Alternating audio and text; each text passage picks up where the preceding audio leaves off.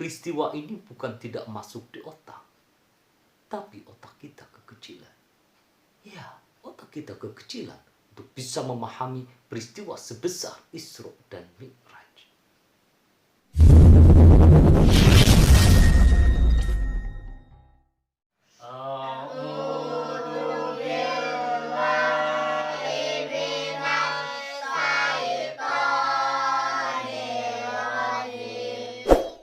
Bismillahirrahmanirrahim.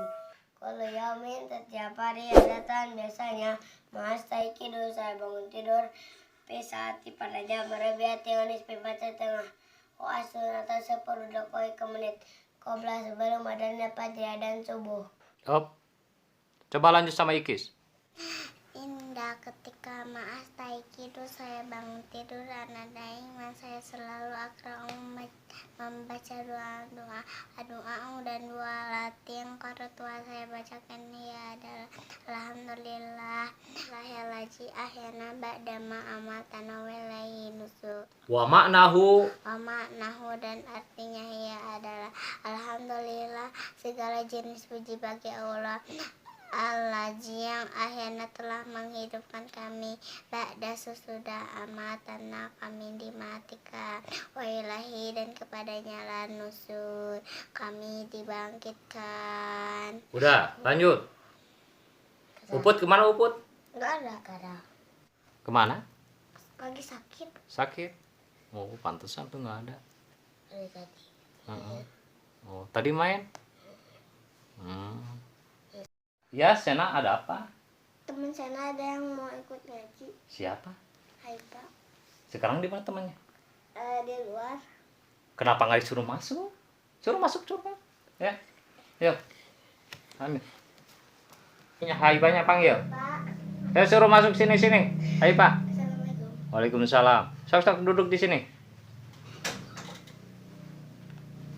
Ya. Gimana? Kamu mau ikut ngaji di sini? Ya. Mas Muki? Ismail Pak. Mas Muki Kamilun. Ismail kamu Haifa Umairah ke semua. Hal anti jahijun li ta'alumi lughati Arabiyyah? Namun aja junita almi lugat Arabia. Oke, hasnan linda ta'ala. Kamu tahu nggak peraturan ngaji di sini? Nggak tahu? Nggak tahu? Peraturannya ada 2. Ya. Kamu harus tahu peraturannya. Kamu boleh ngaji di sini, tapi harus memenuhi 2 syarat ini. Ya. 1 syaratnya disiplin rajin. Ya. Kalau kira-kira mau malas-malasan, lebih baik cari guru yang lain. Jangan ngaji di sini kalau mau malas-malasan. Jadi harus disiplin, harus rajin. Yang kedua, dengerin buat kalian semua juga. Kalau mau ngaji di sini, yang kedua, nggak boleh pundungan. Tahu pundungan? Tahu. Ya, nggak boleh pundungan. Ya. Kalau dimarahin dikit, pundungan. Nggak ngaji. Tapi nggak boleh gitu. Ya, harus kuat. Oke? Iya. Jadwal ngajinya udah tahu, Hafa? Belum tahu? Jadwal ngajinya malam aja. Jadi kalau siang nggak, soalnya kalau siang ayah harus ngamen. Kenapa ketawa? Iya, ayah tukang ngamen. Harus ngamen kalau siang. Jadi ngajinya malam aja. Maghrib belajar baca Quran, tajwid sama fikihnya, bacaan sholat. Terus nanti pada Isya belajar bahasa Arab. Kalau misalkan malam Sabtu belajar kitab sama belajar mufrodat. Terus kalau ba'da subuh itu belajar tahfidz Quran. Ya. Kira-kira gimana? Siap nggak? Siap. Enggak, buat Haifa siap nggak? Siap. Siap. Mau rajin? Oke. Kalau gitu ikut gabung di sini ya, mulai sekarang ya. Ya. Ya, antabihu ila kalimati. Oke? Ya. Assalamualaikum warahmatullahi wabarakatuh. Waalaikumsalam warahmatullahi wabarakatuh. Bismillahirrahmanirrahim. Alhamdulillahilladzi asra bi'abdihi laylan minal masjidil haram ila masjidil aqsa. Wassalatu wassalamu ala sayyidina Muhammadin wa ala alihi wa ashabihi wa ahli sidqi wa tuqa. Ammal ba'd. Alhamdulillah, dalam kesempatan kali ini kita bisa berkumpul bersama-sama dalam keadaan sehat walafiat, di mana sebentar lagi kita akan memasuki bulan yang penuh barokah dan bulan yang penuh maghfirah, yaitu bulan Rajab. Di bulan Rajab ada satu peristiwa yang sangat besar yang hanya bisa diterima dengan iman. Peristiwa apakah itu? Yaitu peristiwa Isra dan Mi'raj. Peristiwa ini bukan tidak masuk di otak, tapi otak kita kekecilan. Ya, otak kita kekecilan untuk bisa memahami peristiwa sebesar Isra dan Mi'raj. Kenapa demikian? Kalian tahu apa itu Isra Mi'raj? Satu perjalanan yang sangat jauh dari Masjidil Haram ila Masjidil Aqsa, dari Masjidil Aqsa naik ke atas langit 7 Sidratul Muntaha, ditempuh dalam waktu yang sangat singkat, cuma 1 malam. Bayangkan oleh kalian. Kalian tahu di mana Masjid Aqsa itu berada? Palestina. Ya, di Palestina. Jarak antara Masjidil Haram ila Masjidil Aqsa itu kurang lebih 1.500 km. Di mana di waktu itu biasa ditempuh dalam waktu 40 hari 40 malam dengan menggunakan unta.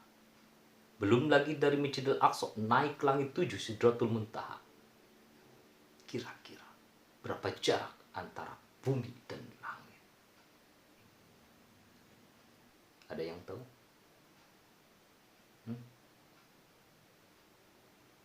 Kalian nggak tahu? Ya, sama. Ayah juga nggak tahu.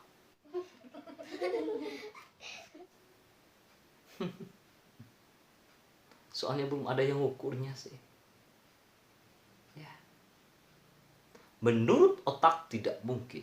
Menurut kebiasaan tidak bisa. Menurut pengetahuan impossible. Menurut iman apa yang tidak bisa kalau Allah yang berkehendak. Itu sebabnya peristiwa dahsyat ini menurunkan perintah sholat supaya kita punya senderan. Ya, senderan. Kalian tahu apa itu senderan? Tahu. Ayah nyender ke tiang, tiangnya roboh, ayah jatuh. Ayah nyender ke tembok, temboknya ambruk, ayah jatuh. Ayah nyender sama orang kaya jatuh miskin, ayah selesai. Ayah nyender sama jenderal, jenderalnya pensiun, ayah selesai. Tapi kalau ayah nyender sama Allah, Allah takkan pernah miskin, takkan pernah berkurang kekuasaannya, dan Allah takkan pernah berkhianat. Untuk itulah kita perlu Allah. Ya, kita perlu Allah. Bukan Allah yang perlu kita. Allah tidak butuh dengan hidup kita. Allah tidak butuh dengan ibadah kita. Allah tidak butuh dengan sholat kita. Tapi kita yang butuh Allah. Untuk itulah Allah memberikan petunjuk kepada kita, perintah melaksanakan sholat 5 waktu. Supaya apa? Inna sholata tanha anil fahsya'i wal munkar. Supaya hidup kita bisa terhindar dari perbuatan keji dan munkar. Supaya apa? Supaya hidup kita bisa hidup tenang dan tentram. Lalu supaya apa? Supaya hidup kita bisa bahagia dunia dan akhirat. Untuk siapa? Untuk kita. Bukan untuk Allah. Terus, kenapa harus dengan sholat? Karena dengan sholat merupakan salah satu bentuk wujud ketaatan dan berserah diri kita kepada Allah Subhanahu wa taala. Sebagaimana di dalam salat, inna salati wa nusuki wa mahyaya wa mamati lillahi rabbil alamin. Sesungguhnya salatku, ibadahku, hidupku, matiku lillahi rabbil alamin, hanya untuk Allah. Kalau udah seperti itu, apa yang ada di dalam diri kita semata-mata milik Allah. Harta yang kita punya milik Allah. Keluarga, anak, istri, jabatan milik Allah. Semua itu adalah titipan. Sewaktu-waktu Allah akan mengambilnya. Maka dengan begitu takkan ada kesombongan di dalam diri kita. Apa yang akan kita sombongkan? Tidak ada. Dulu ayah pernah bilang sama kalian, hiduplah seperti tukang parkir. Ya, kalian masih ingat? Ayah bilang seperti itu bukan berarti kalian harus jadi tukang parkir. Bukan. Apa kata dunia? Sudah ayahnya tukang amin, anaknya tukang parkir. Nanti dikira ayah KKN. Tapi lihatlah filosofisnya. Kalian lihat tukang parkir. Biar mobil banyak, mereknya bagus-bagus, dia tidak pernah sombong. Ya. Nanti mobilnya pergi satu demi satu, meninggalkannya sampai habis. Dia tidak pernah sedih. Tukang parkir, biar mobil banyak, dia tidak pernah sombong. Mobilnya habis, dia tidak pernah sedih. Kenapa bisa seperti itu? Kalian tahu jawabannya? Karena tukang parkir tidak merasa memiliki, tapi merasa dititipi. Jadi siapapun orangnya, kalau sudah merasa memiliki, pasti takut kehilangan. Betul. Tapi kalau merasa dititipi, harta, keluarga, anak, jabatan, itu hanya sekedar titipan, hiduplah seperti tukang parkir. Kenapa demikian? Satu, yang namanya barang titipan tidak bisa membuat kita sombong. Masa dititipi kok sombong? Nggak pantas dong. Ayah dititipi mobil sama tetangga. Kang Idoy, nitip mobil ya. Silakan. Yang punya mobil pergi, ayah petatang peteteng. Emangnya mobil elo? Orang cuma nitip kok sombong? Gak pantas dong. Ya. Ada orang dititipi harta sama Allah menjadi orang kaya. Sombongnya bukan main. Ih, amit-amit. Pelitnya 17 setan. Mentang-mentang kaya, sama tetangga tidak mau kenal. Mentang-mentang kaya, melihat orang lain kecil semua. Mentang-mentang kaya, jalan sampai tidak ninjak tanah. Ih, kuntilanak.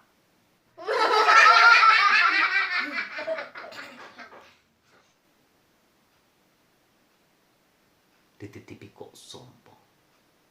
Nggak pantas dong. Betul.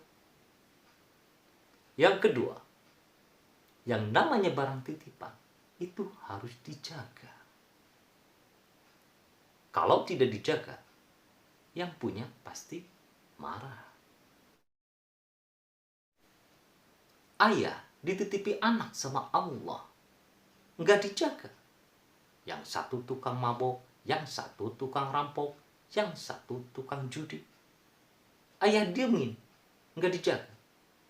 Kira-kira Allah marah nggak? Marah. Ya pasti marah. Untuk itulah kalian ayah didik. Bukan berarti ayah bisa, bukan. Tapi ayah punya kewajiban untuk menjaga dan mendidik kalian. Supaya apa? Ayah didik kalian bukan berarti kalian harus jadi dokter, bukan. Ayah didik kalian bukan berarti harus jadi pejabat, bukan. Ayah didik kalian bukan berarti harus jadi orang sukses, bukan.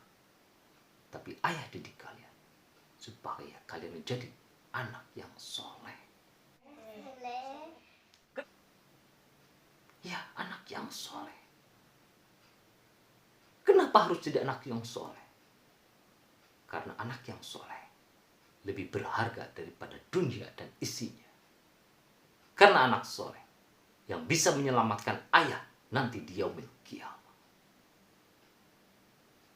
Untuk itulah ayah didik kalian. Kalian paham? Paham. Hal tafham? Naam, anak paham. Oke.